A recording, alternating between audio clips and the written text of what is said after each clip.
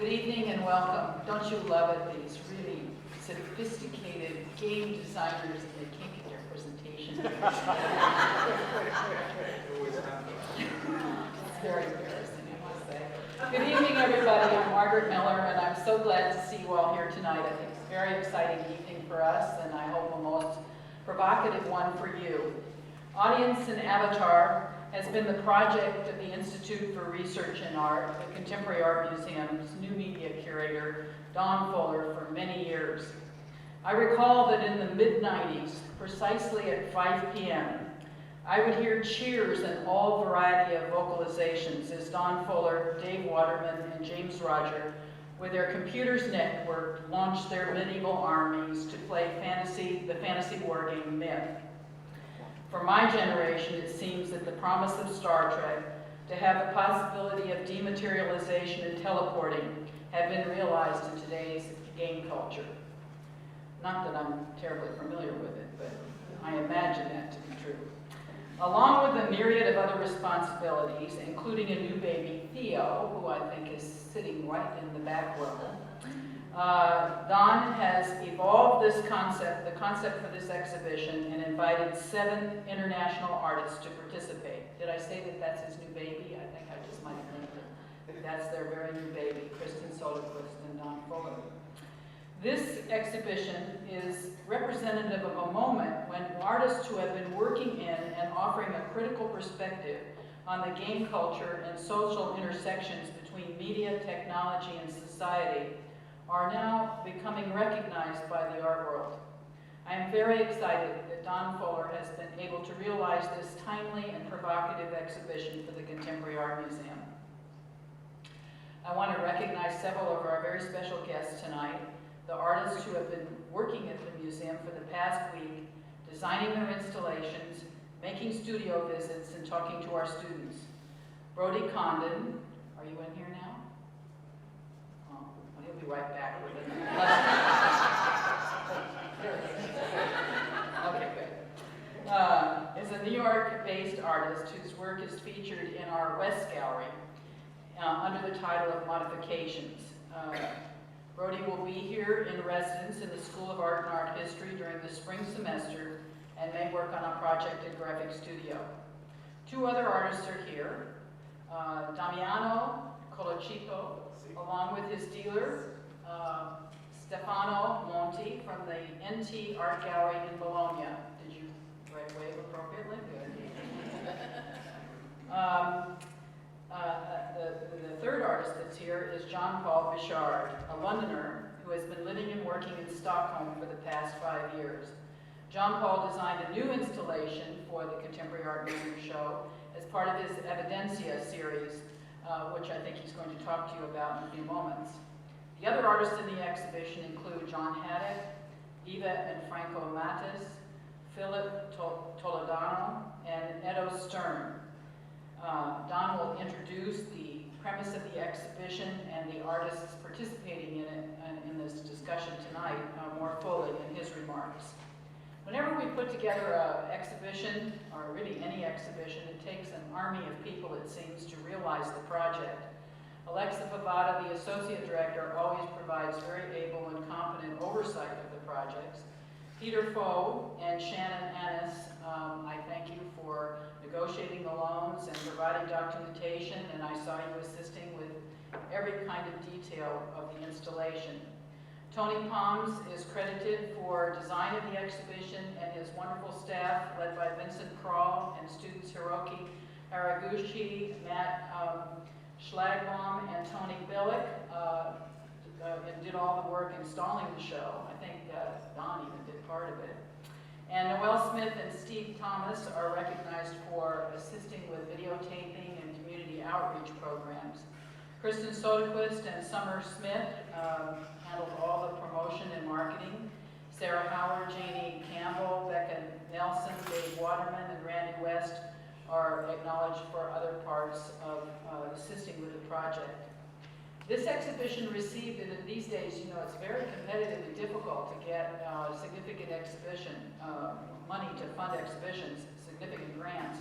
And the Arts Council of Hillsborough County and the Board of County Commissioners are acknowledged here for giving us a substantial grant for this exhibition, and particularly for our outreach program with Blake High School. And I think Paul Bichard talked to the students at Blake High School, which is a magnet school for the visual communication and performing arts.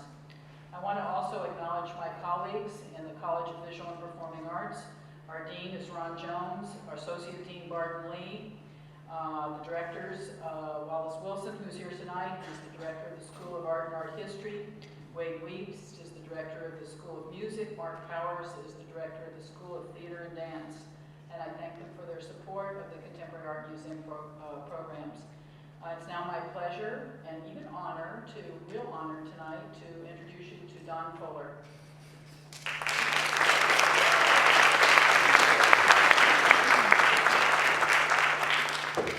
Thank you.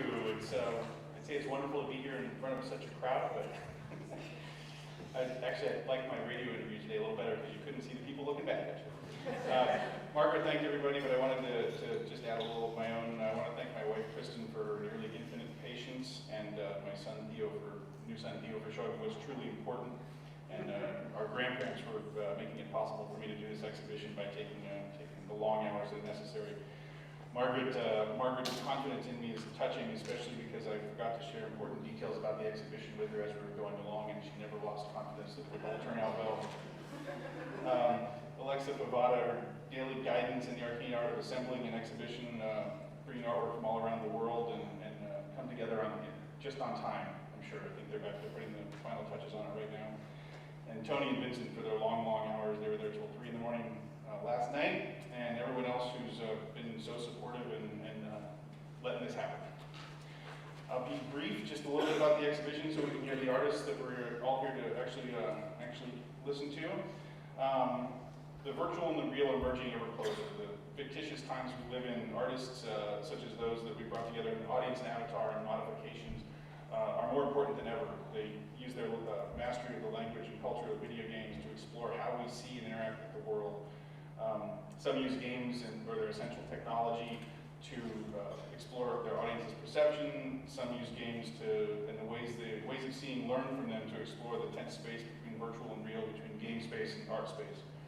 The triumph of the digital picture plane in the modern first-person shooter allows a deep immersion, a projection of self that can be equated with an out-of-body experience.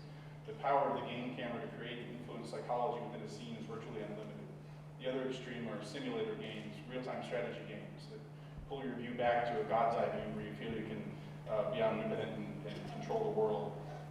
These shifts in viewpoint are critical to why artists find this an empowering media to explore. The artists in the exhibition also exploit the expectation of interactivity you get with video games, and they deny that interactivity, instead making you rethink, replay, and die again. This denial of the interactivity that you expect makes you really think about the perceptual shifts of how you view the artwork, because you don't have the ability to do anything with it except look at it. So the audience engagement with the work and highlights the viewer's perceptions of what interactivity really means. So you're not here to listen to me. We have 3 artists with us tonight we'd like to share their thoughts in this fertile field of inquiry. First, we have Paul Bichard, visiting us all the way from Stockholm. We've been lucky enough for him to create a new installation for us here at CAM. We tried to show him a true Florida experience. I won't give away too much, but it involved overstuffed furniture and firearms. He was born in the United Kingdom in 1964. He's currently living and working in Stockholm. He's with the Interactive Institute in Stockholm, co-runs Art Productions, a unit that consults, develops, and produces digital artworks for public and private spaces. He's an artist, a game designer, a curator. He was games editor for Mute magazine from 1995 to 2001. He participated in group exhibitions all over the world. Venues including Brooke Alexander Editions New York, Contemporary Art Center South Australia, Institute for Contemporary Arts London, Villa Music Sweden, Casa Encendida Madrid. Work from his Evidencia series is currently touring Sweden. He's shown his artwork extensively. Recent shows include Evidencia, an experimental digital game dance performance piece, touring Sweden, and the Violencia series, Video Works, which is working its way around Spain right now, and explore the theme of fictional violence through war games and documentary video. The work that he's showing in our show is new for us, but it is along the theme of work he's been doing to explore alternate realities, the border between real and fiction, and our relationship to constructed and fictionalized violence. So, pleased to welcome Jon Bichard.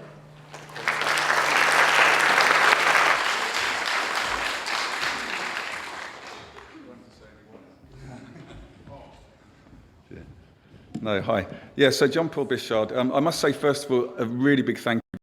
I did come over here expecting to do my installation that had been curated, and as often happens when I go to do installations, you turn up to a place, you start to meet the people, you see the place, and it kind of all spiraled into something much more exciting. So there's a group actually who I've credited in the work, but I really thank you very much for the week and for the involvement. I guess I call myself an artist. It's the nearest thing to a title that I'm kind of prepared to accept. But I'm also a very avid game player. I mean, this is me in kind of like the other part of my life, which is I kind of live in video games quite a lot. I typically kind of 5, 6, 7 hours a day. But as Don said, I mean, I'd see myself as an artist and game player. I've been playing games since actually the late 70s and kind of early 80s.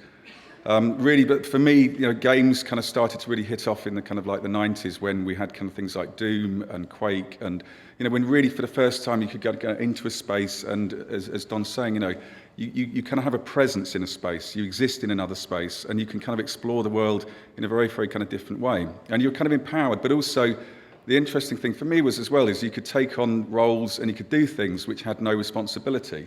There were no consequences, and so it's a very different kind of relationship to a kind of space. I'm actually a game creative director and researcher. I work in a research institute in Stockholm, and typically we do things like, we spent the last 3 years working on a €6 million game research project, which meant we got to make loads of games and go out in the streets and produce a lot of pervasive games, which are essentially kind of video games that go out into the real world with technology, with actors, with stuff coming to your mobile phone. So it's almost like you kind of feel as though the game finally, which is great for me, is a game actually kind of takes on a 24-hour kind of perspective. And I'm a creative advisor. I mean, as Don kind of said, is that I work really looking at, I guess, how do you look at art as a kind of an attitude or as a kind of concept rather than just kind of objects. And part of that involves working with, say, the City of Stockholm. At the moment, the City of Stockholm, with kind of land developers, with CEOs of companies, with artists, curators, in how do you kind of switch around the relationship that artists usually have in public and private artworks. Typically, an artist comes in from the bottom with a budget, and they're invited in to do their work. They do it and they leave. And we started to think, what if you came in kind of from the top, and as an artist with an attitude and with a different kind of understanding, start to try to build, say, a language which can kind of link together, the city, property, or commerce, art, and essentially become a kind of catalyst. So that's what we're kind of working at the moment, kind of around the world. But it's kind of exciting. But I'm not really here to talk about that. I'm here to talk about why I'm here, which is my work. Briefly, I do see art as a focal point. I used to make objects. I used to make artist books and kind of sculptures and things. It was great, but for me, it wasn't kind of enough. I prefer to, like this week, come along. You have an attitude. You work out a whole series of ideas. You come to start working them, and then you just scrap them and start on something new. And in a way, because I like to kind of provoke, I like to kind of make something where people can kind of come to it and collaborate with people, really start to kind of push a new idea and a new kind of form of exploration.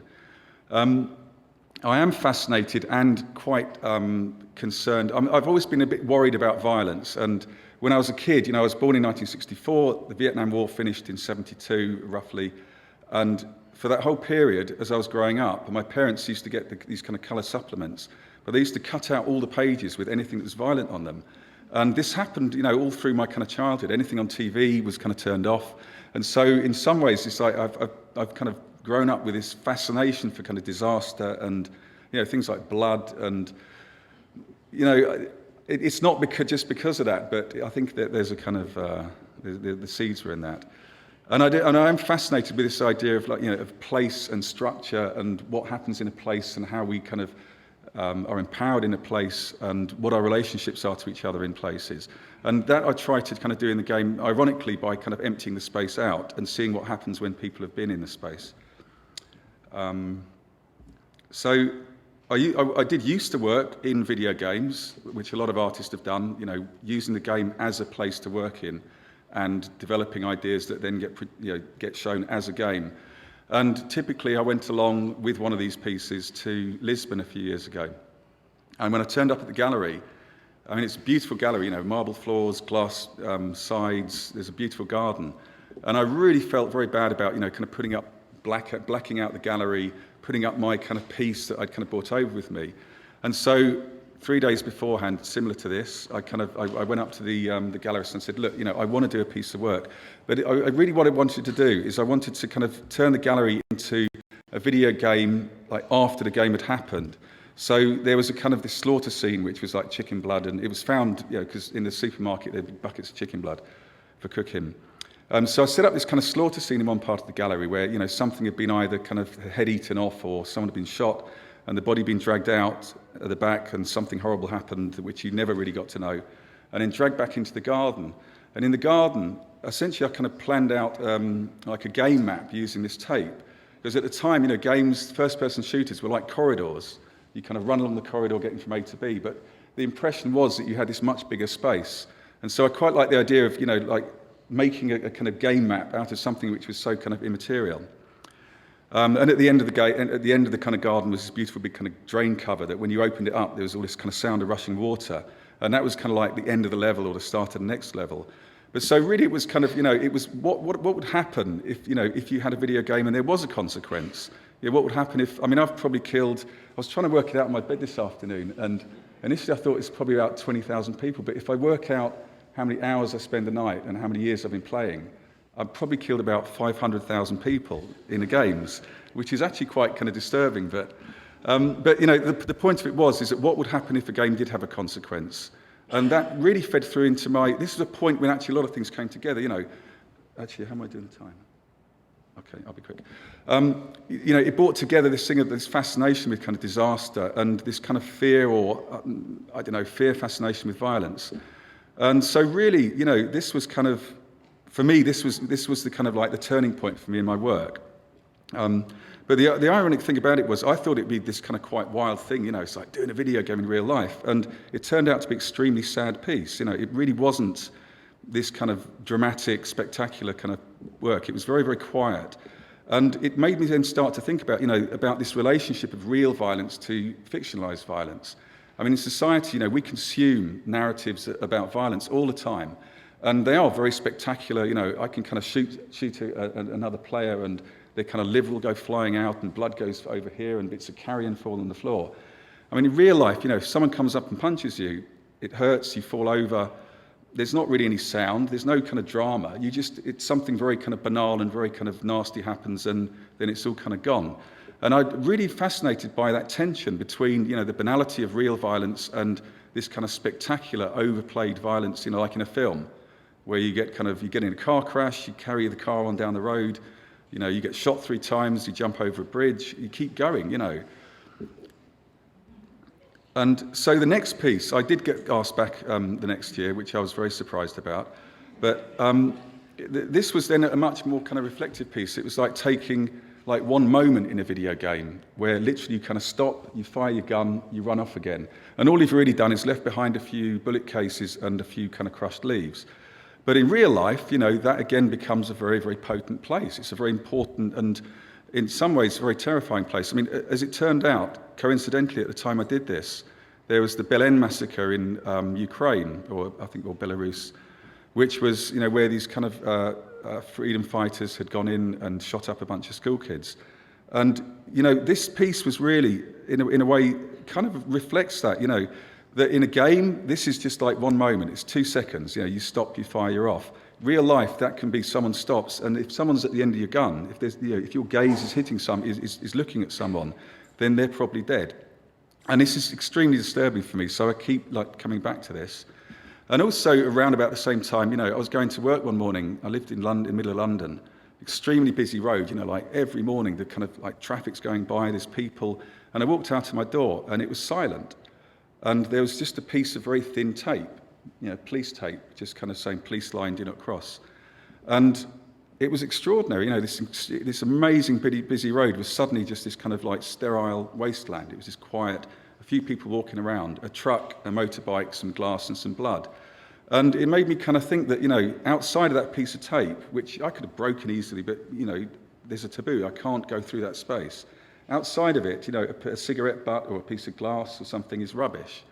And the other side of that tape, everything has meaning, potentially. Everything might be part of a story. It might be a trace that's part of this kind of disaster that's gone on.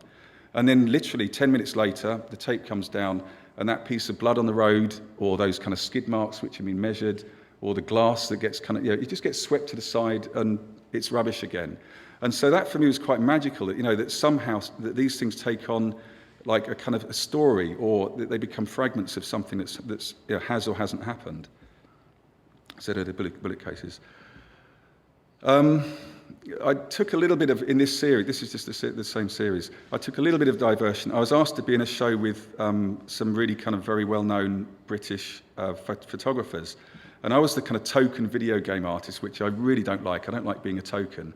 So I decided I had this game I was playing at the time called Max Payne, which was, I could talk about this for ages, because it was actually, the show that it was in was quite a political show, but anyway, I'll skip over that.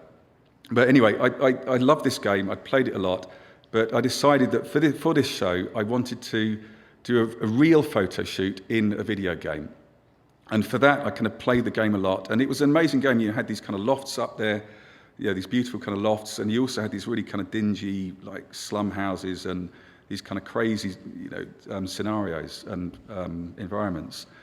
And so the idea was I produced a whole series of kind of crime scenes within this space, but I treated it as a real space and as a real photo shoot. So I kind of went into God mode, and it was actually quite nasty because I kind of used the people as paint. So I'd kind of blast them around the rooms, which, it sounds kind of funny, but it was actually really not very nice. But I made loads of these things. And anyway, then kind of treated it as I would a normal photograph, made sure the lighting was as I wanted it, got to the right position.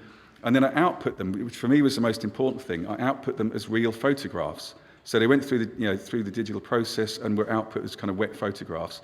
And in the show, they were presented as they are here in a display case as objects. Because for me, it was how do you take a photo shoot in a fictional space and make a photograph that's an object in the real space? And that was kind of, for me, that was kind of quite an interesting relationship. Anyway, but getting back to the evidence of kind of blood again, and which I keep coming back to, even though I kind of try to move away from it. I was invited to do the original piece, the blood piece, in a gallery in Stockholm last autumn. And it was getting kind of 6 weeks before the show, and I was going to go away for 3 weeks. And, I started getting really uncomfortable with this idea of just putting in the same piece of work. And I'd always wanted to work with a dancer. And so I decided to kind of go onto MySpace. I looked up Stockholm and dancers and, sent a message out to all these kind of dancers I found to kind of say, I'm doing this really exciting show. And one person got back. And I was expecting this very tall, dancer with all the kind of hair pulled back and, walk along the road with the kind of feet slightly out. And this really short, kind of dark-haired, very pale-skinned, kind of Finnish woman comes walking up.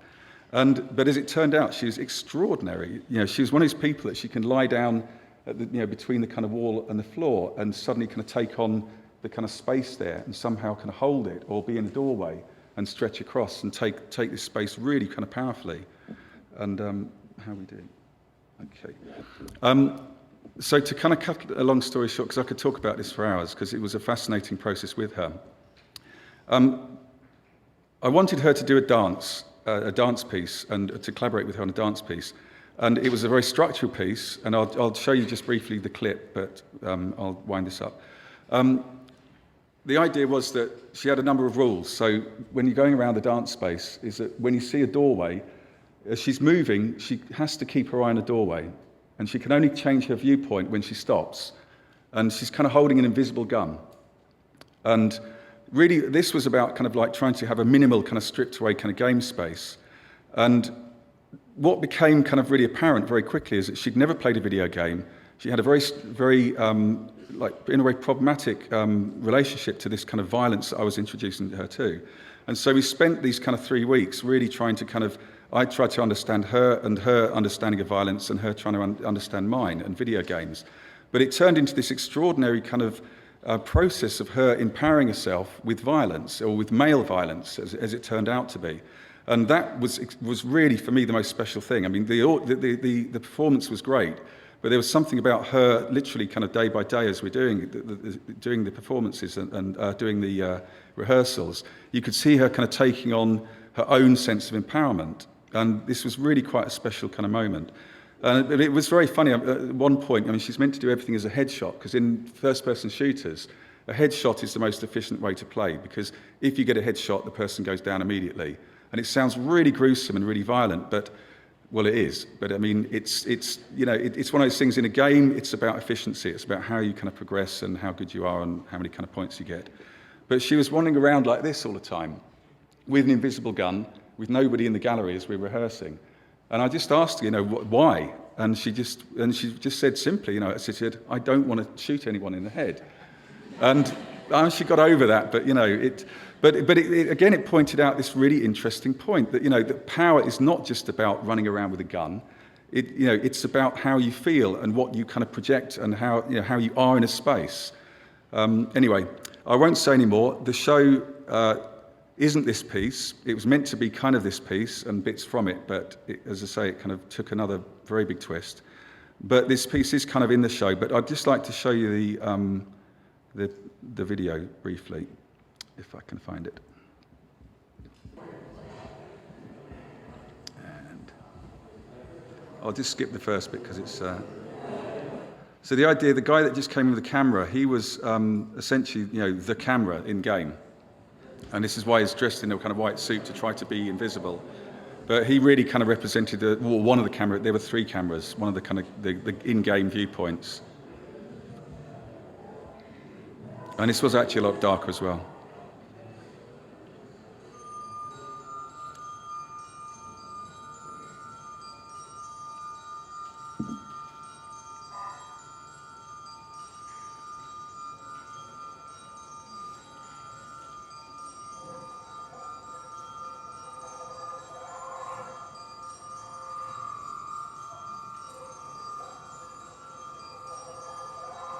Okay, well that's me, but I'm the texture algorithm, so really I'm kind of, again, invisible in the space. I am there, but it's like I'm there really to kind of produce textures or to be part of the game function.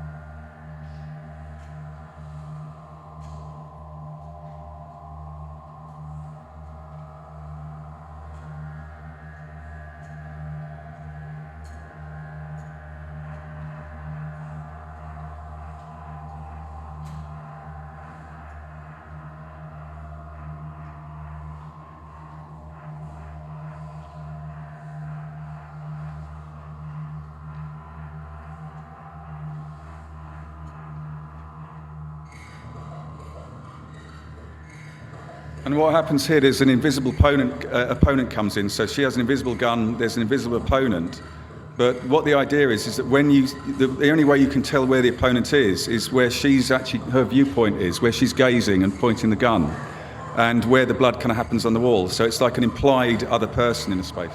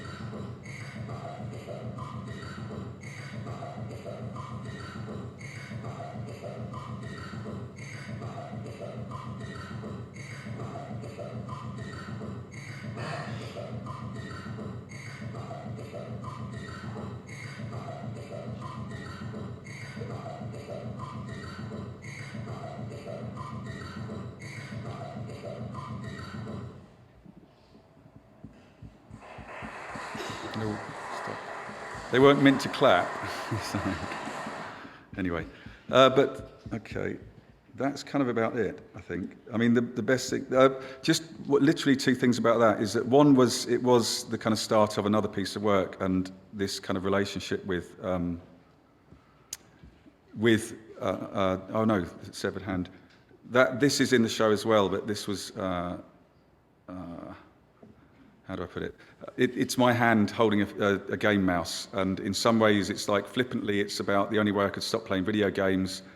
Seriously, it's about like kind of punishment, biblical punishment in warfare, things like kids in warfare, having to kind of cut off their parents' hands and being kidnapped, and it was so, and people kind of mutilate themselves off the internet. But that's another story. So it's kind of taken on another role in this piece anyway. Anyway, I'll finish. Anyway, thanks a lot, and enjoy the show.